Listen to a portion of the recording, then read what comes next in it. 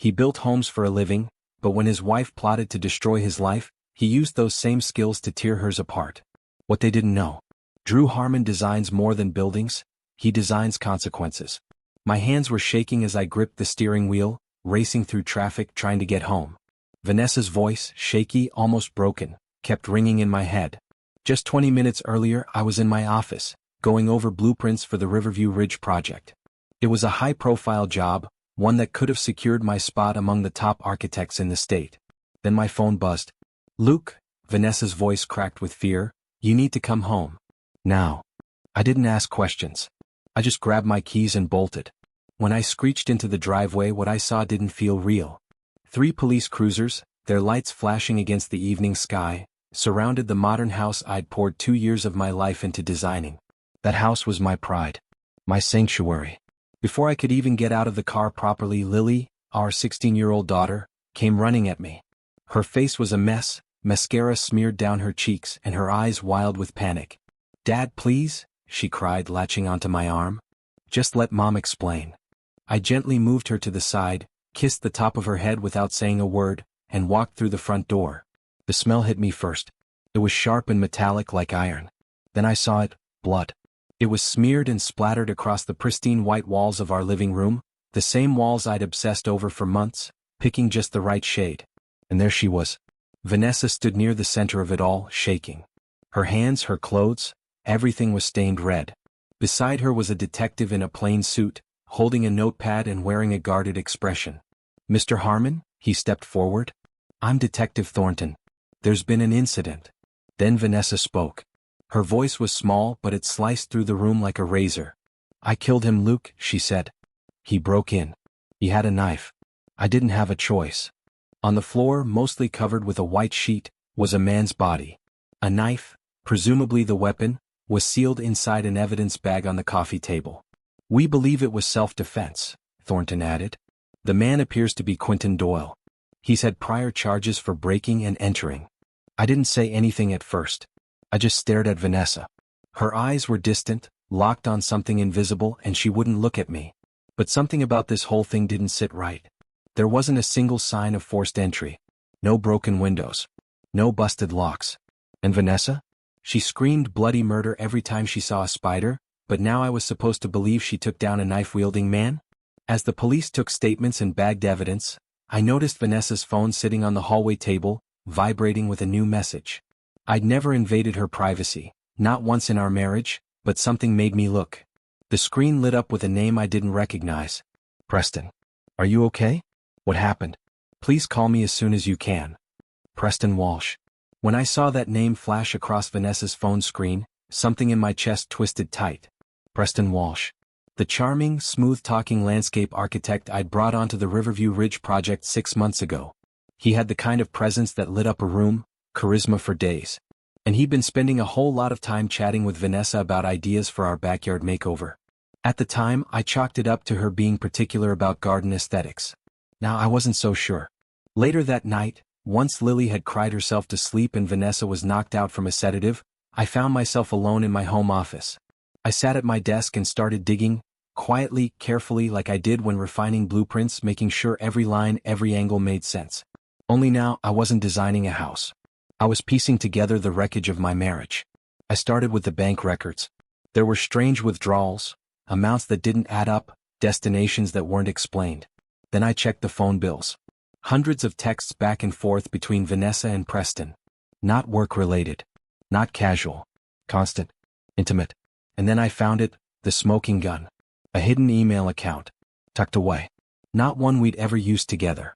Inside were messages between her and Preston, detailing plans to leave everything behind and start fresh somewhere else. Together. My stomach dropped.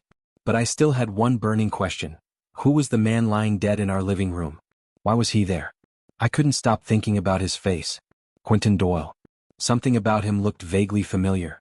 I stayed up all night, scouring public records, project files, anything I could dig up. And then it clicked. Doyle had worked on one of Preston's earlier landscaping projects as a contractor. A few years back, he'd been arrested after a violent dispute with a client. Assault charges. The pieces started falling into place. By the time the first light of morning touched the horizon, I had a theory. Preston had brought Doyle into this somehow. Maybe to scare me. Maybe to stage a break-in. But something had gone sideways, badly. And now, Preston and Vanessa were scrambling, desperate to rewrite the narrative. I shut my laptop and just stared out the window. The man who'd walked into that office yesterday was gone. The guy who believed in people, who trusted his wife, who thought hard work and love were enough. That version of me didn't exist anymore. What was left was someone colder. Focused. I didn't know what I'd do yet, but I knew one thing. I wasn't going to stop until I uncovered every single detail. And when I did, there'd be consequences. 3 weeks went by. The official story wrapped up neatly. Quentin Doyle had died in what was ruled a justifiable act of self-defense during a robbery. Case closed. Vanessa? She played the part of the wounded soul flawlessly. She went to therapy, whispered every word like it was too painful to say aloud. But I saw through it. Every tear. Every sigh. Every lie. To anyone looking in from the outside, I probably looked like the model husband. I told folks I was taking a break from work to focus on my family, to help us all heal from the trauma. But behind the front door, things were far from what they seemed. My home office, once a space filled with sketches, floor plans and project models, had become something entirely different. It was a war room now. The walls were covered in photos, charts, timelines, strings connecting names, dates, locations. Every night, once Vanessa was out cold from her sleep meds, I got to work. Piece by piece, I reconstructed what really happened. I discovered they'd been meeting at a cabin in the mountains, quiet, isolated. Property records were vague, but I tracked ownership through a web of LLCs. Eventually, it all pointed back to Preston. He'd gone to a lot of trouble to keep it hidden. Then I found something worse. Bank records showed a trail of money, large transfers from Preston to Quentin Doyle. And then came the gut punch. Life insurance policies I didn't even know existed, all in my name with Vanessa listed as the only beneficiary. It wasn't a robbery gone wrong. It was a hit. They had planned to kill me. But something had gone off script, and Doyle was the one who ended up on the floor.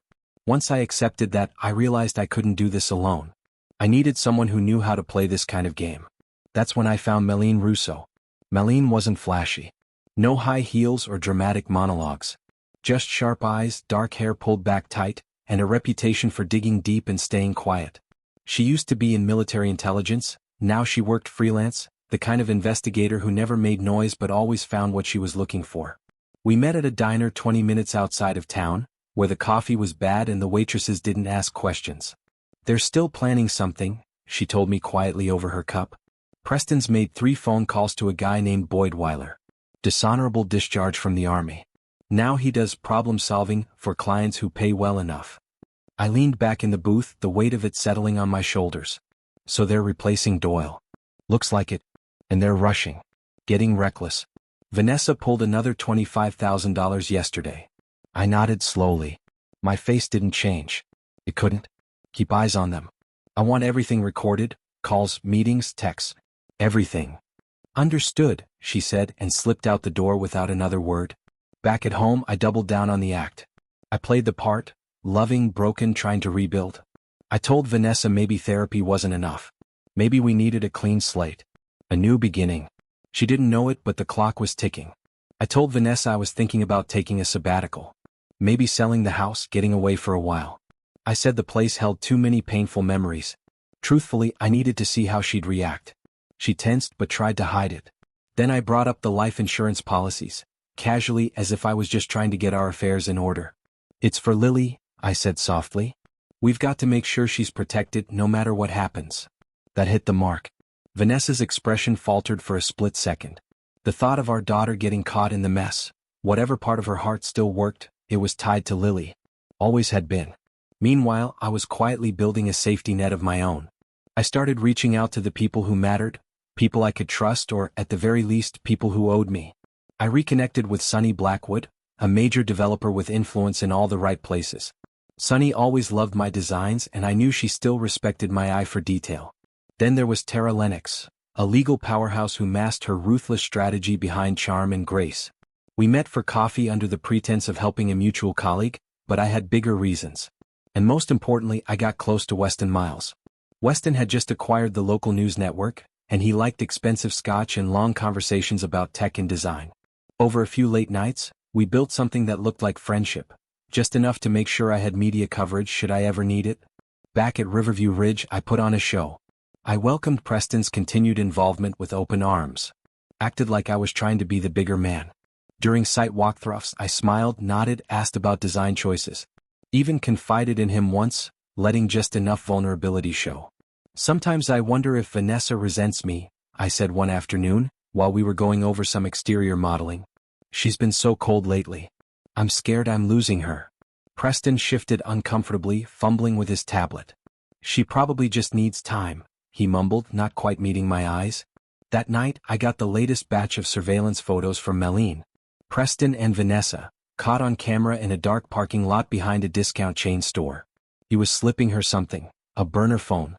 2 months after Doyle's death, I was sitting in my office going over project timelines when my phone rang. It was Adeline, and she sounded panicked.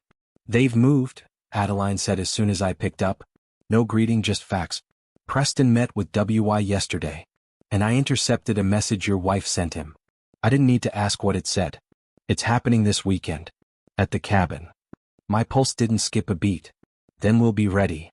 I closed the call, opened my laptop, and stared at the blueprint I'd been crafting for weeks.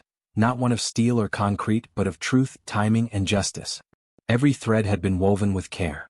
Every angle accounted for. I wasn't just an architect of buildings anymore. I'd become an architect of consequences. 3 days. That's all that stood between me and the moment everything came to light. Friday arrived under thick gray clouds and relentless rain. It felt fitting. At breakfast, I played my role to perfection.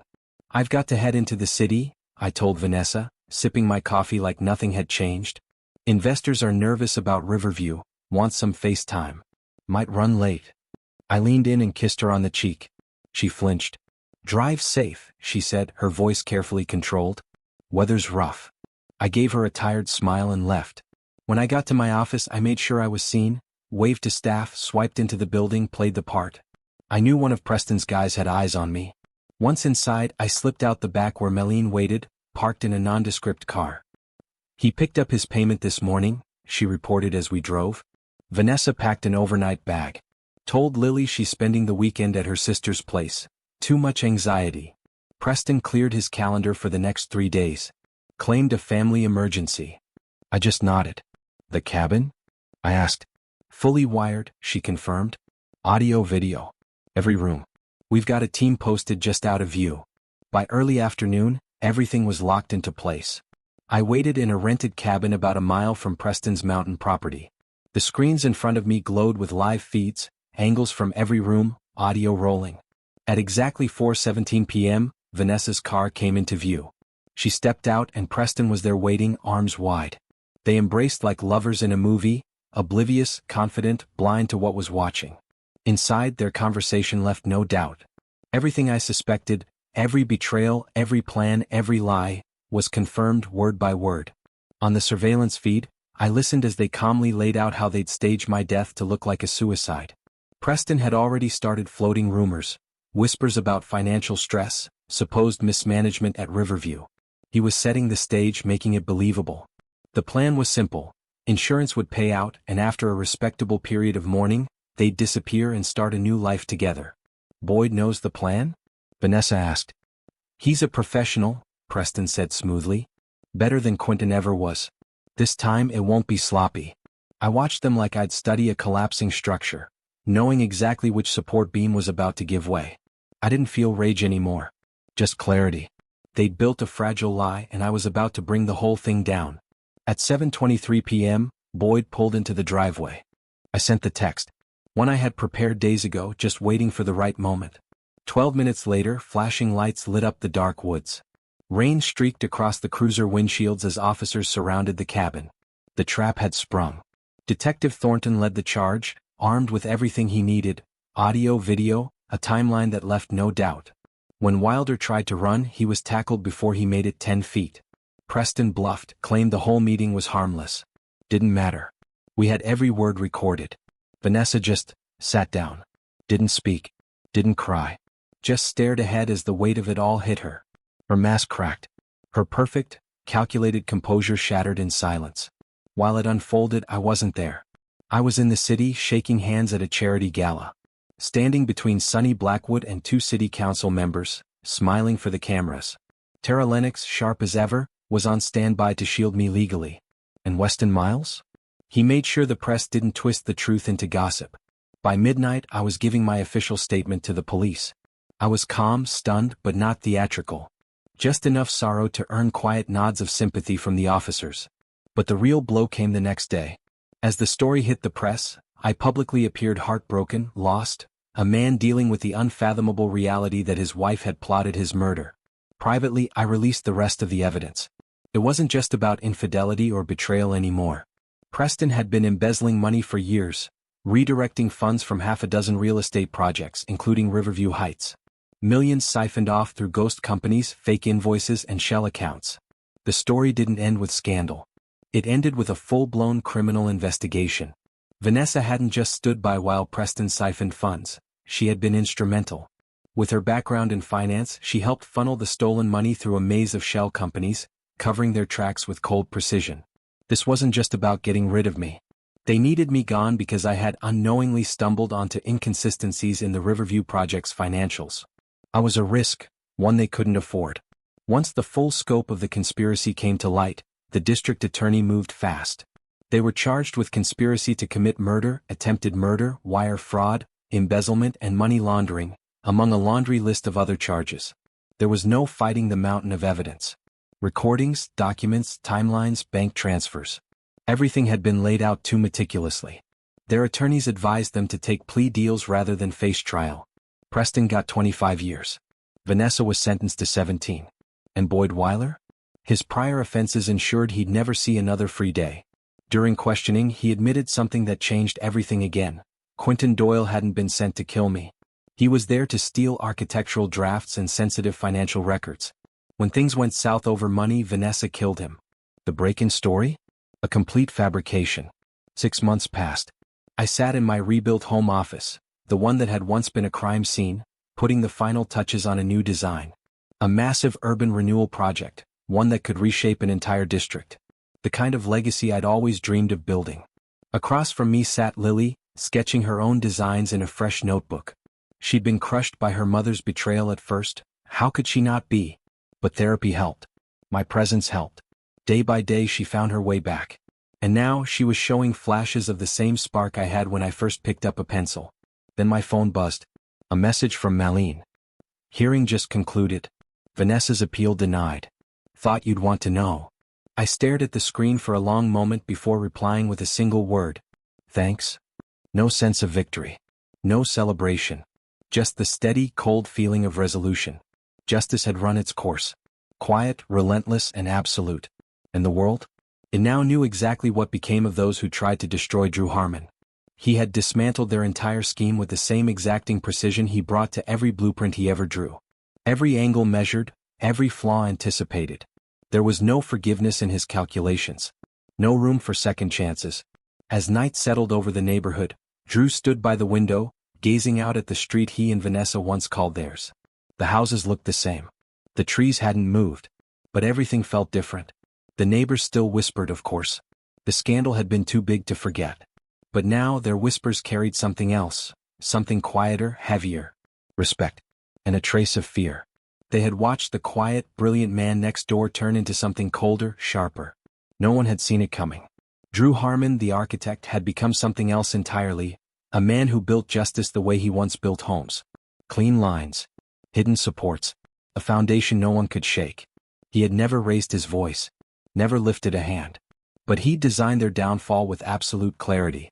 And the beauty of it was, they never saw it coming until it was too late. He shut his laptop and turned away from the window, the night pressing in soft and quiet. Lily was waiting in the kitchen, and it was time for dinner. Tomorrow would bring fresh blueprints and new challenges. But if anyone ever tried to cross him again, they'd find out what Vanessa and Preston learned too late. Drew Harmon didn't just design buildings. He designed consequences. And his work, it was always flawless. Time passed. Seasons changed. But the echoes of what happened lingered like the architecture of a memory that refuses to fade. Drew Harmon rebuilt, not just the walls of his home but the foundation of his life. With quiet mornings, evening walks with Lily, and a kind of peace earned only through fire. The scars remained, invisible but deep, and yet they didn't weaken him. They shaped him, strengthened him, reminded him of what he had survived. Vanessa and Preston became footnotes in a story far greater than their scheme. Their names were tucked away in legal documents and news articles, buried under the weight of their own greed. Whatever future they imagined for themselves had crumbled under the weight of a man they underestimated. Lily continued to grow not just in years but in spirit. She smiled more, laughed again, slowly learning to trust her own footsteps. And sometimes when the house was quiet, Drew caught her staring at her sketches, eyes glowing with that spark, his spark, and he knew the best parts of him had survived in her. Malene Russo never really left, not completely. What started as a professional alliance grew into something unspoken and solid. Two people who'd seen too much to pretend. They didn't rush anything. They didn't need to. Some connections don't have blueprints. They just happen. As for Drew, he never called what he did revenge. That word was too crude. Too small. He called it design. And every detail of it, every thread, every choice, every consequence, fit perfectly into place. So if you're reading this, take this with you. Not all betrayals end in ashes. Some end in silence. Some end in justice. And some are rebuilt into something stronger than before. Because Drew Harmon didn't just survive betrayal. He outbuilt it. The end.